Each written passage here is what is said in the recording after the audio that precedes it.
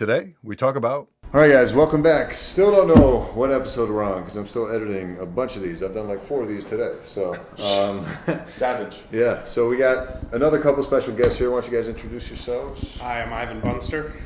Stephen Lewis. How you doing? Another couple comics met around the circuit, I suppose. So glad to have you guys. Thanks for coming through. Yeah, thank you. It's a pleasure to be here. Little gag we have on the show here. Candy cigarettes. If you're interested. Okay, yeah, sure. He's low carb. I'm not sure. But what I like about them is, oh my God, they're all This is more like a little candy roach clip. Yeah. They're all like half broken, unfortunately. But, Let's see. yeah.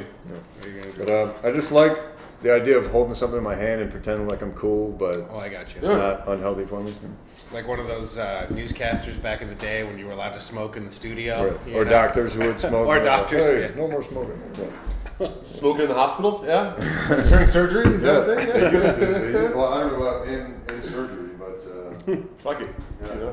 But yeah. So what I want to do is just have each of you. I'll start with you, Ivan. What's the comedy background? How long have you been doing this? I've been doing it a little less than 3 years. Okay. I just moved out here from San Diego. Nice. Oh yeah, you mentioned. Before I was doing it out there. I was a commercial project manager for a construction company out there, and Okay. just traveling around Southern California, LA, Riverside, wherever I was working, I'd just do open mics. Gotcha. Okay. So, And then you've been in New York since about a month. a month. Oh wow. Yeah. So you're relatively new. Yeah. Oh. Fresh blood. Yeah. Let me tell you. How about you? I'm about 2.5, 3 years myself. Okay. Only in New York City. Before I started stand-up, I was the executive producer of a weekly internet television show that filmed, pretty high-end stuff over here in Midtown in a studio. It's called the East Side Dave Show. Okay. Oh yeah, you were mentioning So that. yeah, it was cool. The Legion of Skanks. Yeah. It was like Big J and Lewis and Dave Smith they'd actually have the show after ours.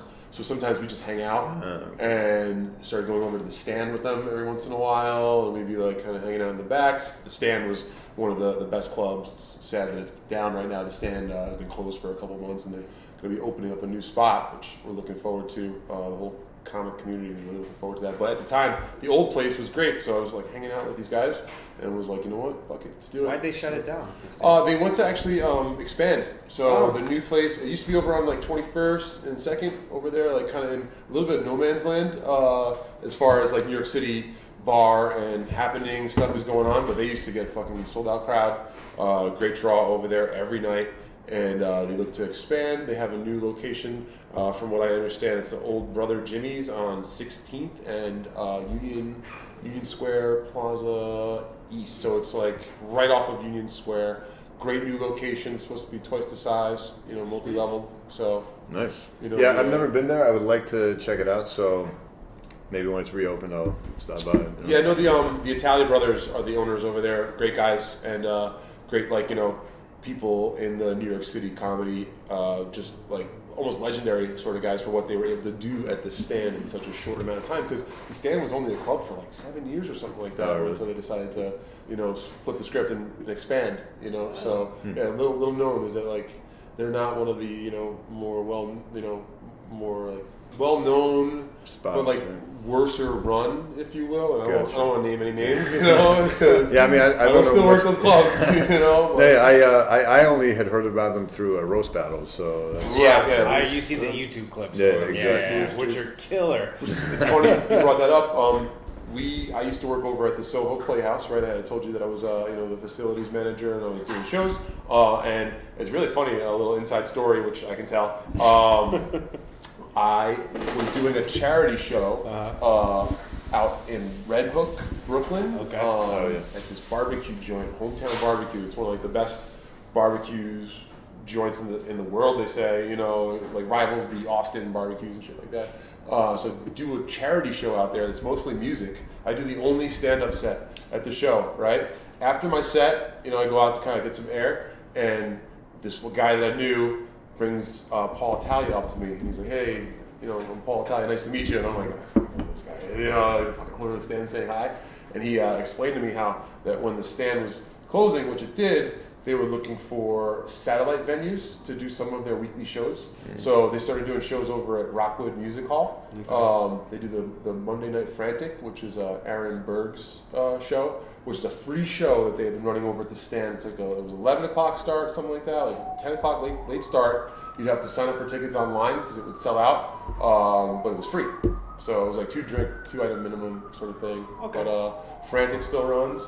And then Louis J. Gomez wanted to do Roastmasters still, so they brought that over to the Soho Playhouse, the Huron Club. So is that still running, or is No, that? Louis ended up retiring the show Okay. and passed the baton or the torch, whatever, to Comedy Fight Club, which is something that you might want to check out if you're new to town. Lucky Jacks, right? Exactly. Yeah. That used to be over at a different spot. Have you done it before? I did it, yes. I got fucking demolished.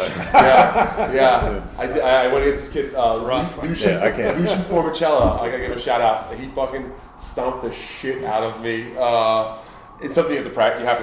Yeah, I don't think that's my skill set. I don't know about you. I'm a nice guy. I have actually been on stage and a heckler will heckle me, and then another person will defend me in the audience. So I'm getting nice heckled Nice. because I don't like. Yeah, I just can't picture myself. I'm like, I don't know if you guys have watched like the roasts on TV, the Comedy Central roast, but like my all-time favorites are the meta anti-roast, like the Andy Samberg and Norm Macdonald. Like they just totally treated it not like a roast, and to me it was like the most hilarious component Way of to the do it. roast. Norm Macdonald's one of my favorite comedians Dude, of all time. he you know? is He's a top beast. 10 Yeah. for me. Yeah. I saw him in San Diego. He Oh, came really? to the American Comedy Company, just destroyed. And Steve Martin and Peter Frampton showed up. We go to watch him. To go, yeah. Well, they showed up at the end and like went in the back room and stuff. And I was like, "Holy shit, that's Steve Martin." Yeah, I mean, I saw some of his. I knew him because I'm guessing younger than you guys. I'm only 31, but only. I only knew Steve Martin from his movies. I didn't even know he did stand up. I was like, wait, what? Have you read his book? I have heard now multiple times to read this autobiography. I'll give you a copy. I'll let you borrow a copy. Oh, you have a I copy? it. Okay. I can't read. No.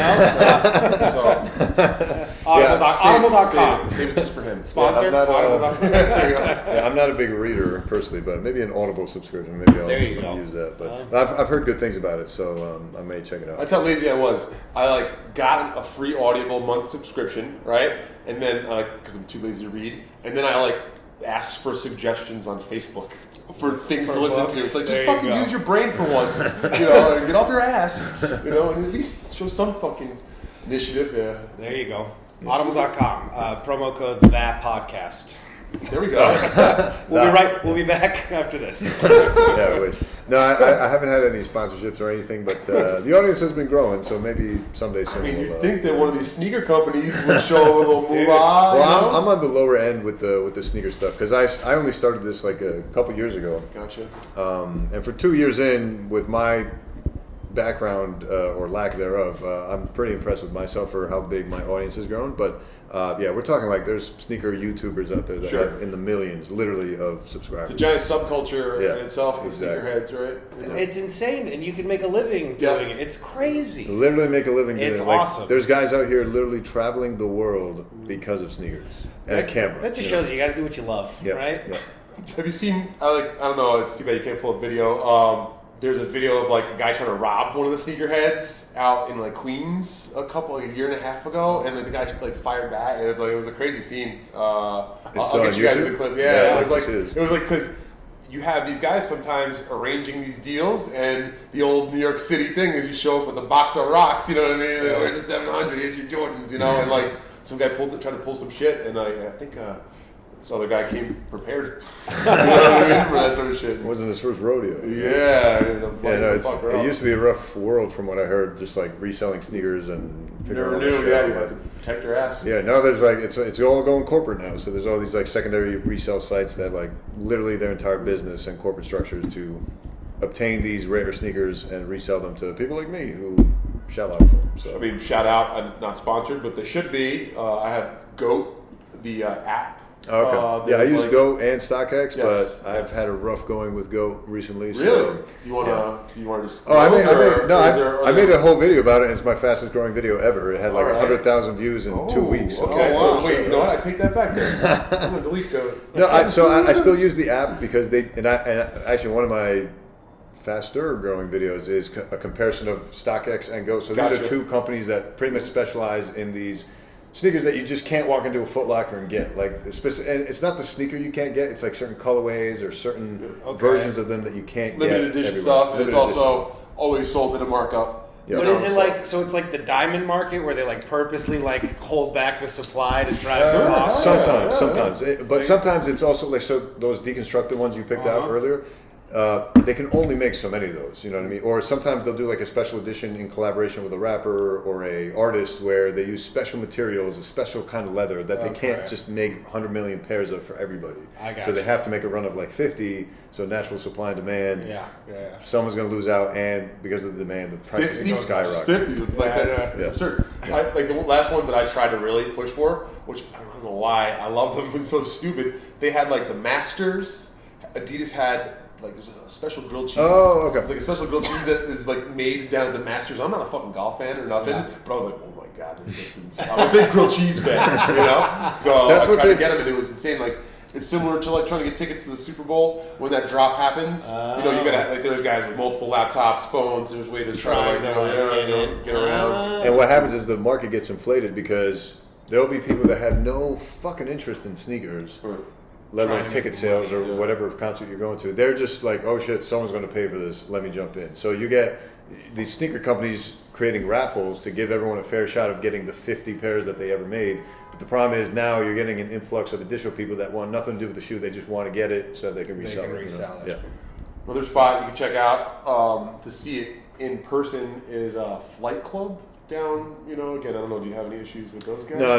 The only issue I have have a video that disparages Flight Club. No, not Fight Club. It's not a disparaging thing. It's just like their customer service was just like. So Flight Club, right? You walk in and then you have to fight a man. You know? Oh wait, no, that's Flight Club. No, Flight Club is they literally have like the VIP like clear plastic, and there are these little metal prices. You know, like these little like you look at them, and like the Back to the Futures are Like $50,000. crazy. Yeah, like car prices. You know, That's insane. Yep, it's pretty bad. so we have fuck you money. You just walk up in there. And Wow. Dad. But my only Take her. qualm, my only qualm with Me money, not fuck you. Like, just Sir, screw she's our yourself. cashier. I'll take her. that would almost make the prices fair. That's my one qualm with them is they do an You got a insane blowjob with markup. it? Is that what happened? But that's the nice thing with Go initially and now StockX. That's the other reason I mainly prefer StockX is their prices are consistently lower. And Flight Club, for whatever reason, they have this what everyone kind of calls the Flight Club tax, which for whatever reason they just mark it up more than you would get at some Because of these they other can. sites for whatever. I think because they can. It's almost like a tourist Yes, I was attraction going to say, at this people point. come in from fucking Europe. All over the world, You know, exactly. to see that store because it is a Japan, China. beautiful Yeah, store. it It's is a nice. great setup. Yeah. So just the same way I had mine set up, like, whoa, this is cool. Yours reminds me It's of like a much better curated version of that with a lot more selection. But, and things are